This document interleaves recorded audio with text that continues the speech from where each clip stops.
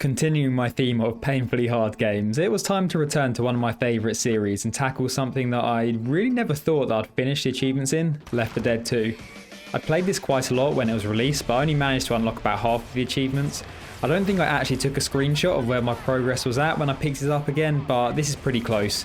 Maybe it's got one achievement extra. As you can tell, this was taken a while ago because I didn't even have all of the World at War zombies finished then.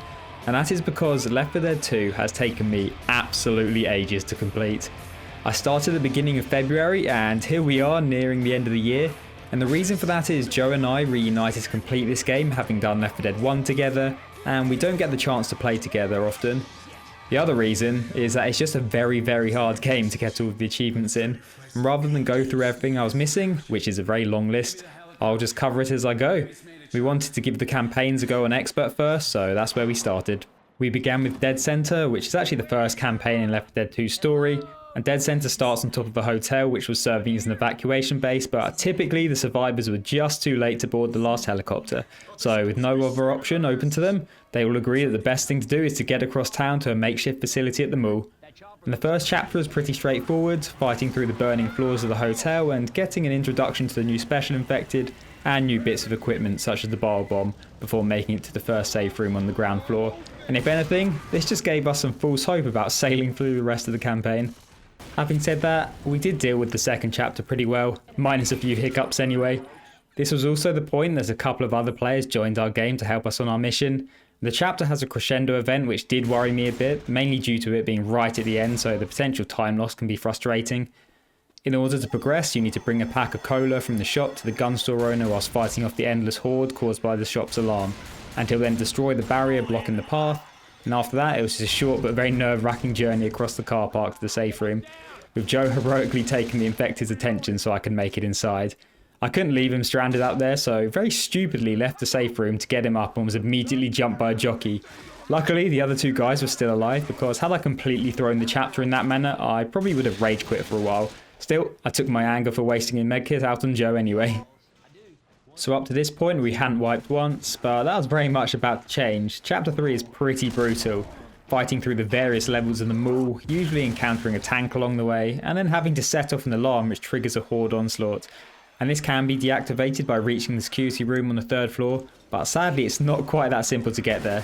And once we did make it to that point, there was still another small section of the mall to navigate in order to reach the safe room. We had a lot of wipes on this chapter, whether that was being killed by the tanks, sometimes before and sometimes after the alarm. We also got overwhelmed by the broken window on 1 or 2 occasions, and sometimes we were just split up and picked off. We did manage to get the alarm off and encounter the tank in a nice big open area, which was easy to set him on fire, kite him around and just let him burn. I say that, I got hit by a rock and lay helpless as my team dealt with the tank, but finally we made it to the next safe room. And throughout this whole ordeal we had various people joining and dropping out, probably thinking to themselves, damn, these guys are terrible. The atrium houses the finale in chapter 4, and to be honest I didn't remember this campaign only having 4 chapters, so I was a bit surprised when we reached this point. All Left 4 Dead 1 campaigns have 5 I believe, so I must just been used to that. And the finale is a derivative of the scavenge game mode, so having to collect gas cans and refuel the display car to escape. The strategy we went for was first gathering the cans near to the car and then pouring them all in at once. I'm not sure if this is the optimal way, but it worked for us. We did wipe on the first attempt, but on the next, wow, I got very lucky. So I ended up getting down twice by the tank, but picked up by my hero teammates. And I was on death's door here just as the final gas can was emptied into the car. I took a hit from behind, putting me potentially 1 hit away from death. And in Left 4 Dead you take 20 damage on expert with the hit to the front and 10 from the back. So if any of these infected had managed to hit me, I would have died literally seconds before the other survivors escaped. And had I died, I would have been absolutely fuming, because just like Left 4 Dead 1, the achievement requires you to survive the campaign. If you don't make it out on that rescue vehicle and you want the achievement, well, you best get ready to redo everything. And of course, each campaign has to be played from chapter 1 until the end in one sitting. You can't save and quit and pick it up again. With the first expert campaign complete, we moved on to Dark Carnival, which is commonly listed as the hardest of them all. And yet, I can definitely see why. It's also the next chronologically in the story after being forced to abandon the car and travel on foot due to the other deserted cars blocking the highway. We headed towards the lights of the carnival through the nearby motel and took a bit of a heavy beating with the first safe house in sight. And I was pretty on edge and twitchy, as you can see from the point blank shotgun to the face I gave Rochelle here, but we did make it just about. And chapter 2 is where this campaign starts to ramp up the difficulty, mostly due to it being one of the longest chapters across both Left 4 Dead games, but still, compared to what comes later, it is absolutely nothing. Plus, an overrun fairground is a pretty damn cool environment to slay zombies in. We limp towards the next safe room, which requires another crescendo event to be navigated, opening the gate which starts the carousel and therefore attracting a lot of hordes of infected. And watching this footage back, I'd like to think that I improved my Left 4 Dead skills from this point onwards, because I was making some questionable choices, none more so than the placement of this pipe bomb, and when I rediscovered this clip it did give me a good laugh. And if in doubt, I can just blame the fact that I was using a controller and not a keyboard and mouse. We made it to the Tunnel of Love, no wipe so far, but this point on is about to more than make up for that. It started off okay actually, quite relaxing and cozy, minus the tank welcoming us, but after that comes the roller coaster, a mad dash across the tracks to the safe room whilst, you guessed it, another alarm is sounding and attracting infinite infected, and this was really tough. The infected come from absolutely everywhere, the specials can really mess you up, but after a few failed attempts, we made it. I say we, I actually got taken out by a tank that I never even saw, but Joe and the random guy made it to the end. You can probably tell, but we're doing this all blind, having not looked up any recommended strategies, and there are ways to make this section far easier, which we will be learning about in the future. But we're on to chapter 4, and chapter 4 is very easy, until the end when it literally became the hardest part of any game we had ever played. First, there's a holdout waiting for the gates to open, and this bit's not so bad, but then a run head first into infinitely spawning hordes, and we just died here, over and over and over again. There were many reasons for our failures. There were the specials destroying runs when it looked like we were in a good position, we were wasting pipe bombs and other throwables by using them too early, there was a lack of communication with the random people playing with us, and just poor preparation. You name it, it went wrong. What also made this so obscenely hard was the mental toll it was taking. It's worth mentioning again that in order to get the achievement progression, the entire campaign has to be completed in one go. You can't quit and just start up again from chapter 4. We knew that if we gave up, we'd have to deal with everything we had encountered previously again, including the dreaded coaster. I unlocked the Fried Piper achievement though for setting fire to a clown, so that's something at least. 13 years after my last achievement. And all in all, we'd spent about 1 hour getting to this point, but after the non-stop wiping on chapter 4, we still found ourselves attempting it another 2 hours later. And it was at this point we gave up.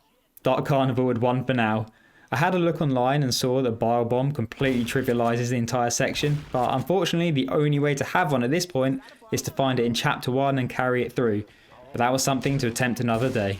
We weren't ready to give up on making some sort of progress though, so hopped into the parish. And story-wise, this is actually the last part of the Left 4 Dead 2 campaign, starting with being dropped off the boat in New Orleans and fighting through a waterfront market and generally easy to clear streets. And chapter 2 follows the tried and tested formula of throwing a crescendo event at you just before the safe room. In this case, it's a fenced maze at the overrun evacuation centre, and the horde stopping once we had pushed over and past the scaffolding tower. Chapter 3 was the point that we hit a roadblock. So after progressing through some rather dark sewers, you come to a bunch of alarmed cars, and no need to explain what happens if you accidentally trigger the alarms. I'm sure you can guess by now. And the alarms are triggered either by shooting the cars or just touching them, and that is especially annoying when a smoker pulls you into one. And we were struggling to even reach this point with a good amount of health, because the lead up can be quite tough with the very close quarters fighting. Throw in the fact that this was the same day as the Dark Carnival attempt, and patience was definitely wearing thin. We did manage to navigate the cars and bridge once, but we failed to deal with a charger, and then in the cemetery I was incinerated by the random player, and it all fell apart from there. So we decided that was enough of that for the expert attempts that day. And in fact, it had been nearly 3 months before I played this game again at all. When I did pick it back up again, I decided that I needed some easy achievements for a morale boost before suffering through more of the expert difficulty. And we started with the Sacrifice campaign, a 3-chapter DLC available on both Left 4 Dead 1 and 2, and in the name of achievements, I obviously had to get it done on both. I'm not sure if the achievements are only available on normal difficulty or higher, or if I just couldn't bring myself to put it on the easiest difficulty, but we sped through on normal and reached the finale.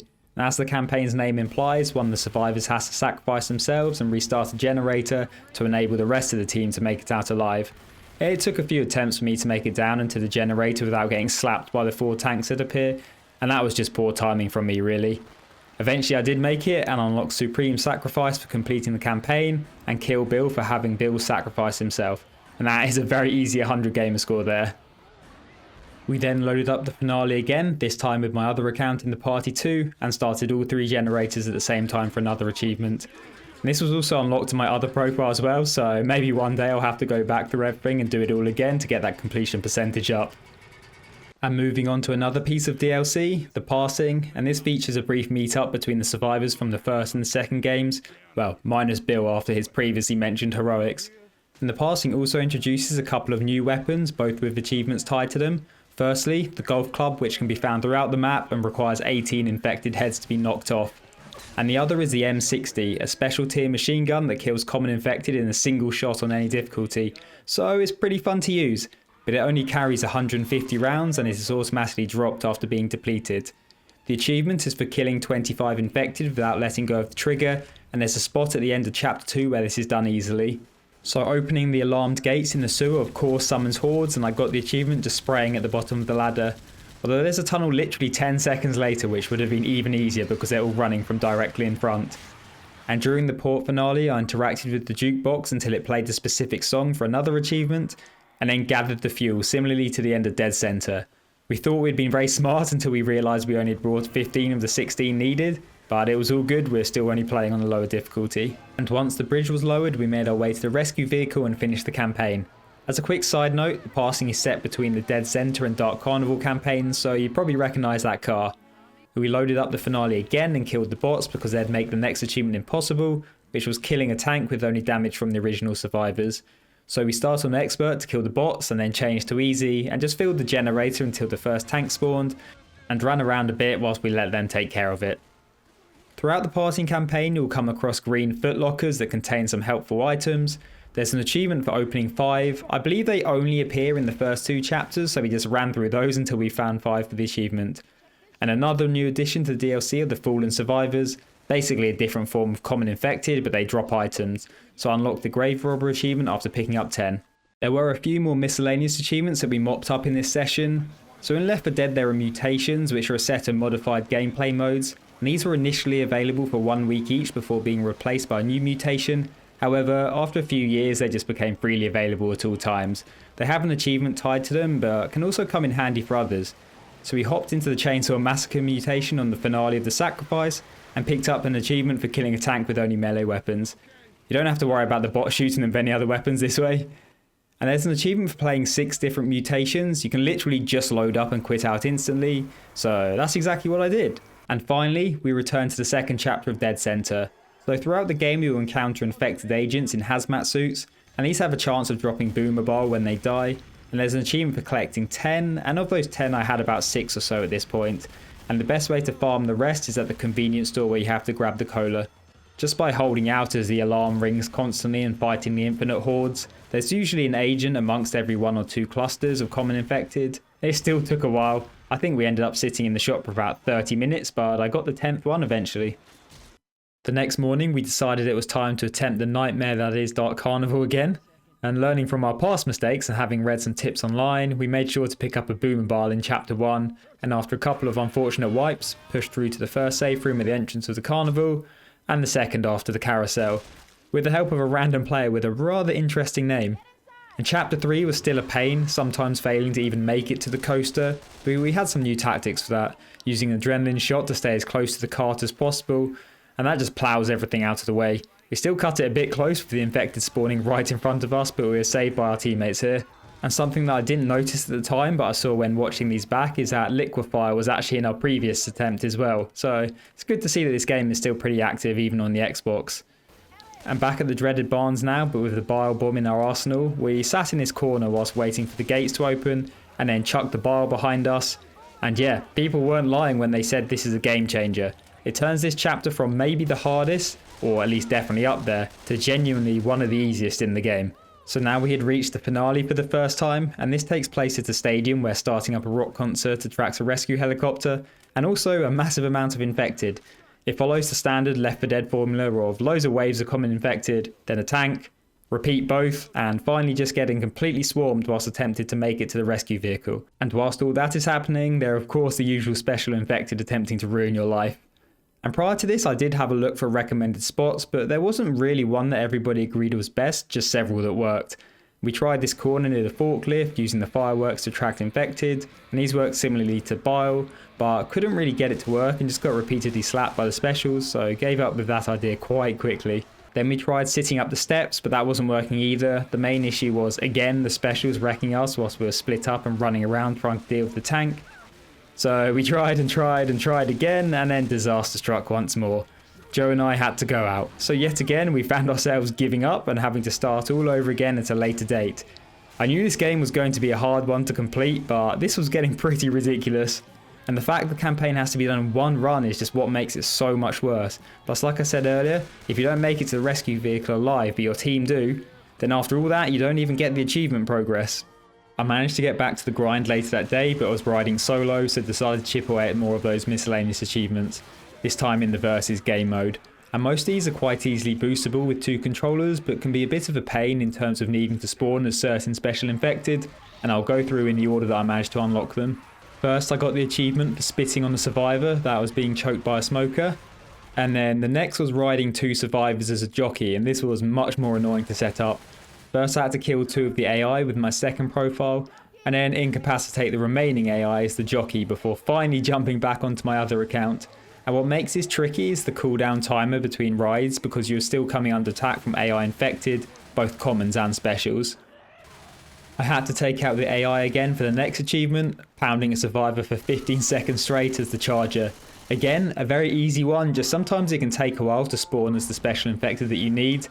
And another charger related achievement is long distance carrier for charging with a survivor for over 80 feet. I did this on the Swamp Fever map by hiding behind this truck and giving myself this nice open dirt road to charge into. I attempted scattering ram but just couldn't manage it. This requires you to bowl through the entire enemy team, and I struggled to group up the AI, plus needing to spawn as the charger before the game ran out of time. There were a couple of moments I thought I was about to get it and instead ploughed straight into the small post. The final versus achievement I unlocked in this little spree was barrel rolled for killing a special infected with an explosive barrel. I just spawned as my second profile next to a barrel and quickly ran ahead of the other survivors to make sure they couldn't kill me first. And next I moved on to Scavenge, an entire game mode based off of hunting fuel cans and refueling generators or cars, just like the finales for a few of the campaigns mentioned earlier. And this was not particularly exciting at all, as it was just me boosting easy achievements with a second controller for a few hours, although it was a nice break from the pain and suffering of our expert attempts. So I'll quickly cover the achievements. First was playing 5 games of Scavenge on the port map, then Fuel Crisis for making a survivor drop a gas can during overtime. The next few were a bit more time consuming, collecting 100 gas cans in total, collecting 15 in a single round. And this one took me a lot more tries. It's 15 between the entire team, but obviously the bots don't do it, so it was all up to me. But that one would be a lot easier if you had some help. And finally, causing 25 gas can drops as a special infected. Again, all made much easier with 2 controllers and or a friend to play with you. And whilst browsing various strategies for the many achievements in this game, I read that it's possible to take advantage of one of the mutations and make the expert achievements a ton easier. The mutation is Gibfest. You know, the M60 machine gun I spoke about earlier that one hits common infected? Imagine all 4 survivors have them, and they all have unlimited ammo. So I decided to give it a go just to see what it was like, and yeah, it kind of trivializes expert. I've got to say though, witnessing these in the hands of the bots is a thing of beauty, just mowing everything down in their path with their robotic precision.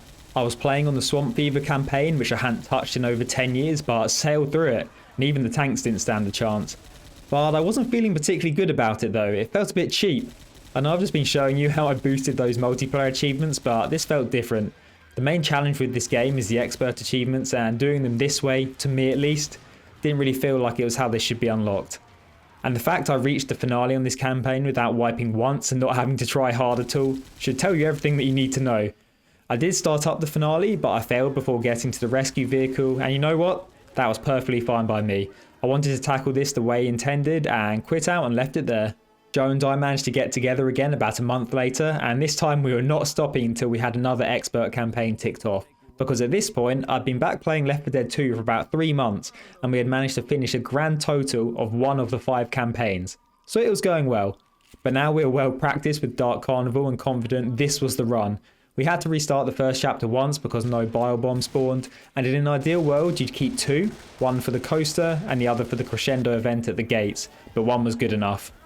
We cruised through to chapter 3 and after a few wipes made it through the coaster. We had a tank spawn, but luckily got into the safe room before he could reach us, although I was a bit worried he could break down the safe room doors.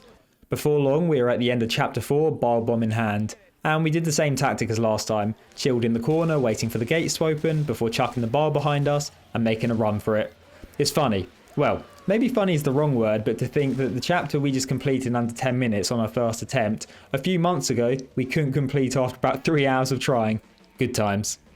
And we were on a roll now. We returned to our spot at the top of the stairs for the finale. The 2 other guys set up further along from us, and I think that helped spread the hordes out a bit. We also did a much better job at dealing with the specials and pretty much setting the tanks on fire and just waiting for them to burn out. I moved back up to the top as the second tank was about to go down. The rescue chopper can fly in either side, so I just tried to stay safe in the middle and get ready. Obviously it came to the side where a tank had just spawned, but in one of the most heroic acts the world has ever seen, Joe ran down, taking the attention and opening up a clear path to the chopper for me. Well, I have no idea if that was actually his intention, but it sure worked out. And with that, the finale was done on the first attempt. I know Joe doesn't particularly care about the achievements himself, but it would have felt even better if we both got the progress after the suffering that we'd been through to this point. Don't you worry though, there's plenty more suffering to come. In fact, it came later that very same day because we decided to have another crack at the parish. We cruised up to chapter 3, then once again simply could not get past the area with the alarmed cars. And actually, this time we were struggling to even get through the sewers. So we thought it was probably best to leave it there for the day, take the Dark Carnival completion and be happy. I did have a look online for any tips and I really should have seen this one coming. It's recommended to save a bile bomb for it. And a few months later again, we did just that. And wouldn't you know it, suddenly it was easy. We did lose our AI friends along the way, so I took a breather waiting for them to respawn before heading into the cemetery, because the more meat shields the better. They served their purpose and we reached the promised land of chapter 4. The stumbling block of this chapter was crossing the Mardi Gras float to get from one building to another, whilst its loud rendition of when the Saints attracted a mass amount of infected. And as you can see, the time we did make it, we weren't exactly in a healthy condition, also not helped by the fact that we never knew where we should be running. What would have been smart is if we'd done a quick run through on the easiest difficulty just to learn the maps, but we evidently are not that smart. I was provided with the comical moment though as I angered this witch just enough for Joe to startle her as he hobbled past and get slapped down. Sadly, not quite the same wonderful ragdoll as Bill in my Left 4 Dead 1 video. And with that, there was just one more chapter to navigate for the parish, the bridge finale. This is a pretty unique one, and I am a fan of how this game mixes up the gameplay of the finales without straying too much from the formula that makes the series so good. Although maybe some of you disagree, so let me know if you'd rather they were all the same, just like Left 4 Dead 1. And the finale starts by responding to the helicopter pilot on the radio and dropping the bridge. Then it's quite simple. Fight through the hordes of infected and make it to the chopper on the other side. The best strategy is just to not stop moving, and honestly it just felt like it'd be trial and error until I eventually made it. The tank spawns about halfway across, but you can pretty easily run past it as long as you know the route to take and don't dead end yourself. There's also a fair amount of items that spawn along the way, such as pipe bombs and adrens to help get out of tight spots. But honestly, it just felt like I needed a little bit of luck and the infected to be distracted by the other survivors and give me a bit of a free run. Each attempt we were getting further and further. I can't show it, but there was actually a run where Joe made it to the chopper, but I was killed on the bridge, so I wouldn't have got the achievement progress, so he just let himself die. A true hero. And the most painful fail was actually reaching the rescue vehicle, but with such little health I couldn't outrun the infected, and completely botched the swing of my machete here. I'm not completely sure if I would have made it in with the charger that close to me, but it was still painful nonetheless.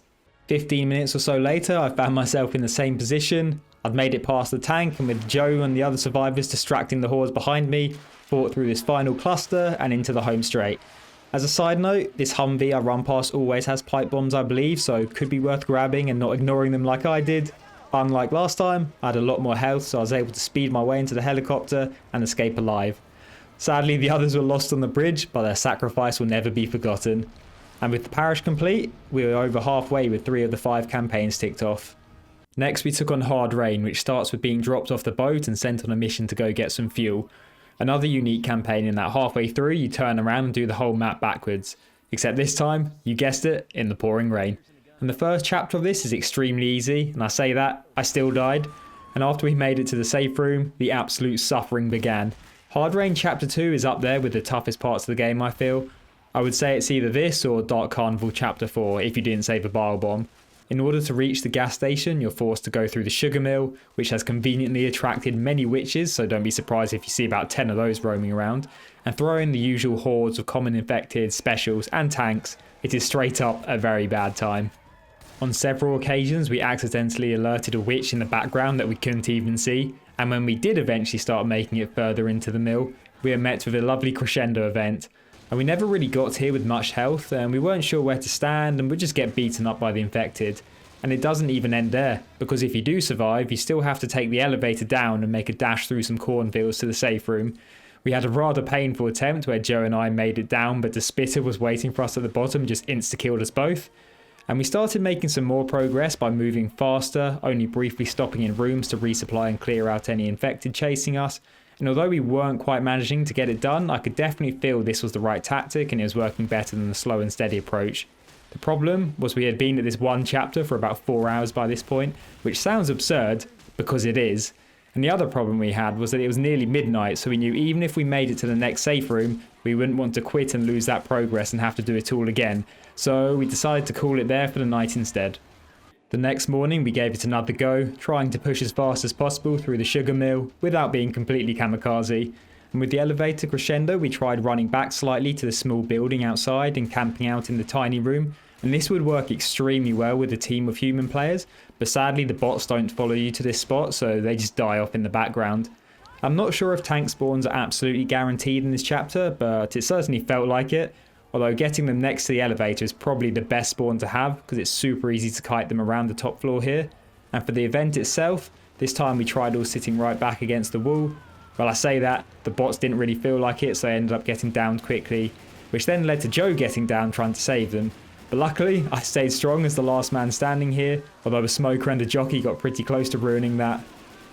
And for maybe only the third time in an embarrassing amount of attempts, we reached the fields again. And this time there was no stopping me. I took my shot of adrenaline, ran and hoped. There's definitely a strong possibility of getting absolutely sniped by a special infected in the long grass, which is where the bots probably have an advantage because I assume they can see through the obstructions and help clear the way. So only 40 or so minutes after starting the campaign in this session, I made it to the safe room, leaving my teammates to die a slow death in the crops. Also unlocking the sob story achievement for not startling a witch along the way. So yeah, only 40 minutes to reach chapter 3 after a good night's sleep compared to the 5 or so hours spent failing the night before. The rest of the campaign is really cool in my opinion, backtracking through the storm, although maybe I was just excited to be looking at something different finally, but more importantly, it's actually pretty easy. The storm does reduce your vision and the pools of water slow you down a lot, so it's best to stick to the high ground, but the return through the mill and back into the town aren't anything that should be a challenge if you've made it to this point. And the finale takes place at the dock that you're dropped off on in chapter 1, and the best place to hold out here is on the diner roof. The bots do a pretty solid job from this position, and the tanks are quite easy to run around the diner. I did accidentally fall into the inferno I just created and ended up doing a little dance with this tank around a dumpster, but the second one went a lot smoother and we all made it safely to the rescue vehicle, leaving just one campaign to go. And we jumped straight into it.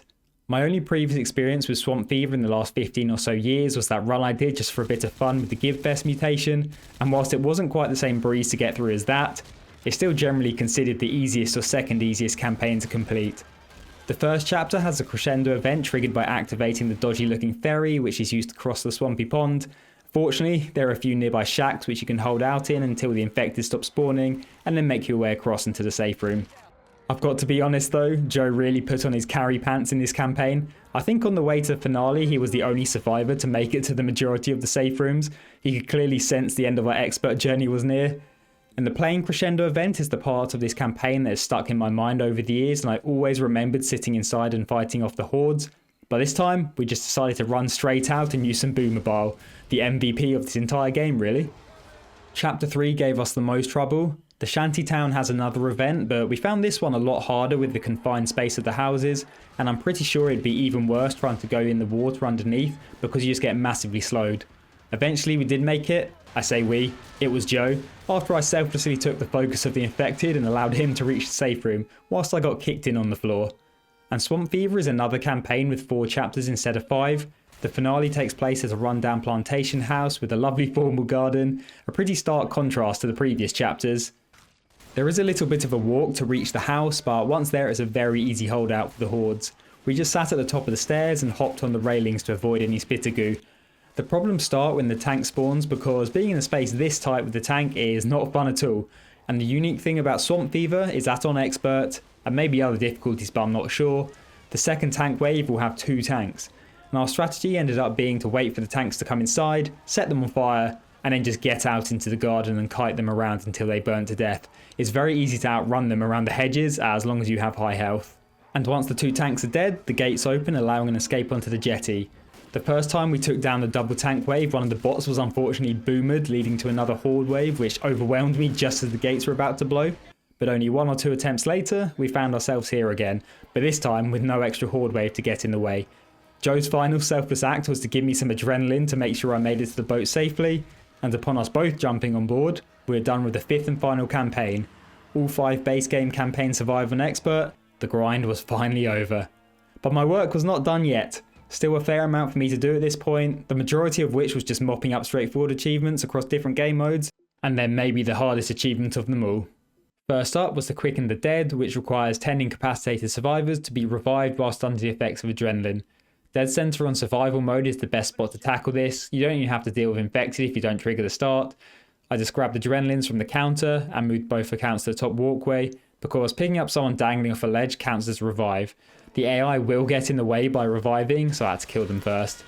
And then you just take the adrenaline, walk your second profile off the edge, pick them up and repeat. There's multiple adrenalines if you need. I only needed a couple more revives for the achievement anyway. And then next was level a charge for killing a charger with a melee weapon whilst they're charging. Versus mode on the parish bridge is an easy place for this. It needs a little bit of setting up with getting the bots out of the way and also spawning as a charger. Annoyingly, whilst no common infected spawn outside until the bridge is lowered, it is possible for specials to appear, as this jockey did, ruining my attempt just after downing the bots. I was more careful the next time with the specials and managed to get the charger spawn I needed, shot myself in the foot with a pistol until low health, and then lined the characters up and pulled both right triggers to charge and melee at the same time, unlocking the achievement. Following that was Heartwarmer for leaving the safe room to defib a dead teammate in versus mode, and the easiest way is playing the tank mutation, which makes every special a tank, and if you use 2 controllers, only human controlled tanks will spawn, and the best map to play this on is Hard Rain Chapter 1. A defib will spawn in the ambulance, apparently not every time, but I got it on my first go, and using my other controller with the tank, I killed off the bots. Then once in the safe room, after closing the door, that bit is important, I left to go revive one of the bots. Then it was back to scavenge on Dead Center for some more attempts on the super annoying achievement that I mentioned earlier, Scattering Ram. It's not too difficult to group the 4 survivors because they do sit close to your second controller, but I was having the same problems. Not getting the charger spawn, and when I was completely messing up the charge. Sometimes because I had such little time left I'd rush, and others just because I'm clearly not very good at the whole charging thing. It was just a case of try and try again, but after about 30 minutes I did succeed. This left me with just a few more DLC achievements to mop up. First up, back to the sacrifice campaign and needing to, as a special infected, incapacitate someone who is trying to sacrifice themselves. The worst part about this one is the setup time. You need to play on a second profile as a survivor through the finale of the sacrifice in versus, starting all 3 generators and waiting for the bridge to lower, fighting off several hordes of infected and tanks. And whilst this is happening, try and get a special spawn that's good for incapacitating, such as a hunter or charger, and then go sit in the corner. And when the bridge has come down, the survivors need to go up and press the button, leading to the point someone needs to sacrifice themselves. That has got to be the second profile because the bots won't go and do it. I was lucky that Ollie was playing, leaving me just to worry about being in a position as the infected. So when he jumped down, he came to the spot I was chilling in, and I in-capped him for the achievement. We did have a couple of fails along the way, him getting pounced by an AI hunter before I could, and then when he attempted to jump down from too high and instead ended up hanging incapacitated, ending the game. And the last DLC achievement I had left now was back on the passing. Potential to be a really annoying one, but thankfully I got pretty lucky with the RNG, and also Ollie was playing the second profile so I didn't have to juggle using both. This achievement requires you to charge a survivor through 8 wedding chairs, so again, relying on getting that charger spawn, which thankfully I got a lot faster than when I was going for the Scattering Ram achievement. So I waited to spawn near the bottom of the stairs, and Ollie ran the survivors to the other side and then quickly back to me. Just needed to get the AI out of the way to give me a better chance of not getting killed by them. And actually the first time I spawned as the charger, Ollie decided to move out of the way just as I was mid-charge. but we reloaded and thankfully didn't have to wait long to finish up all the DLC achievements in the game. Maybe the most annoying achievement to get these days is the achievement I save for second last, just because of the sheer organisational skills it takes.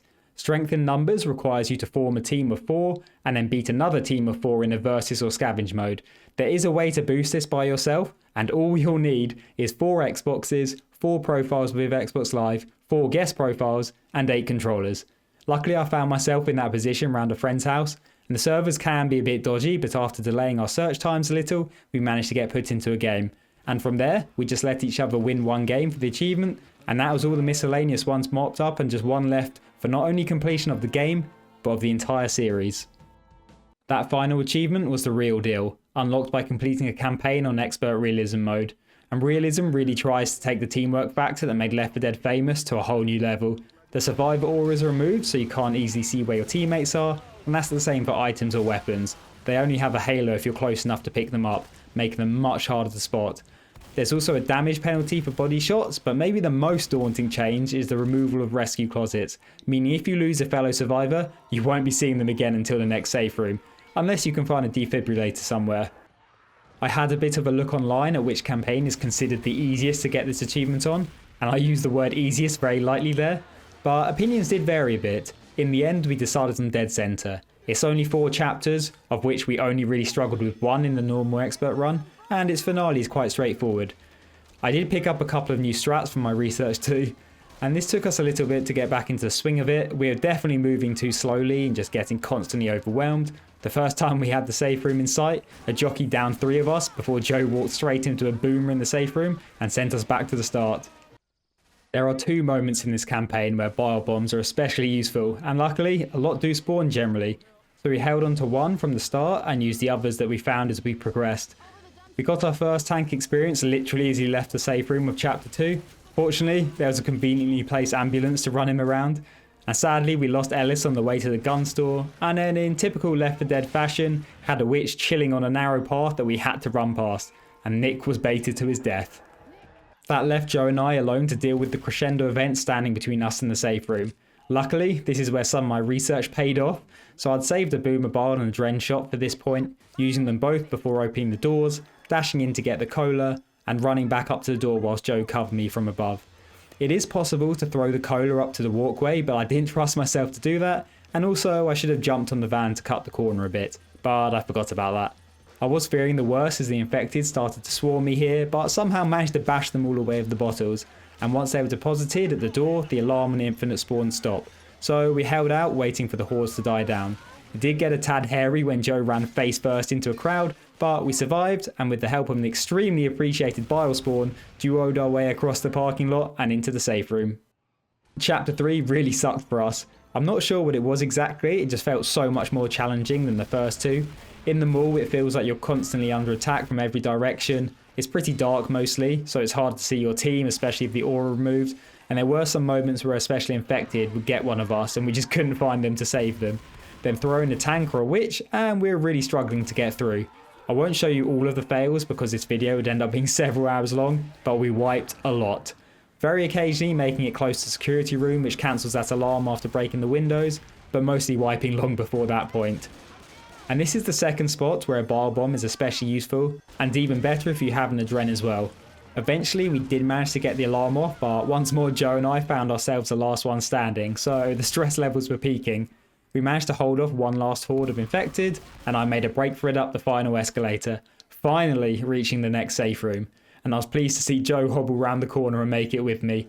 And at this point we're just super relieved, having navigated what we both feel is undoubtedly the hardest part of this campaign, and reached the finale, which is quite chilled. It's very nice not having to deal with anything in the last chapter before starting the finale itself, compared to something like Blood Harvest in Left 4 Dead 1 where even reaching the start point can be a massive struggle. And this just took us a few attempts. We split up to gather the gas cans and threw them down near to the car, sometimes coming across useful throwables and other items, and once they're all relatively near, I'd use a shot and start pouring. If you're super quick, you can get this done without the tank even spawning, and we didn't quite manage that, but thankfully on this run, the tank was distracted with one of the bots, allowing us to fill the car, and then we had to wait for the bot to run near us for the game to end. I'll be honest, I was absolutely terrified of the tank somehow killing us in the ending cutscene as it got so close, but very pleased to say that did not happen, and up popped our achievement. I was very glad we both survived and unlocked the real deal. I know Joe says he doesn't care, but I care for him. All that effort to not get it is just not right in my opinion. In total, this realism run took us just under 2.5 hours, which I don't think is too bad considering the amount of time we've sunk into the rest of the game. And with that, a long journey came to an end. Nearly 8 months after starting to work on the achievements again, and 13 years after unlocking my first, it's finally over. And that also marked the completion of the Left 4 Dead series, something I don't think I ever imagined actually doing. But I did get a couple of achievements in my second profile when I was boosting the multiplayer ones, so maybe I'll do it all again one day. But probably not. And anyway, that's it for this one, so thank you for watching. Definitely give this iconic game a go if you haven't already, and I'll see you in the next video.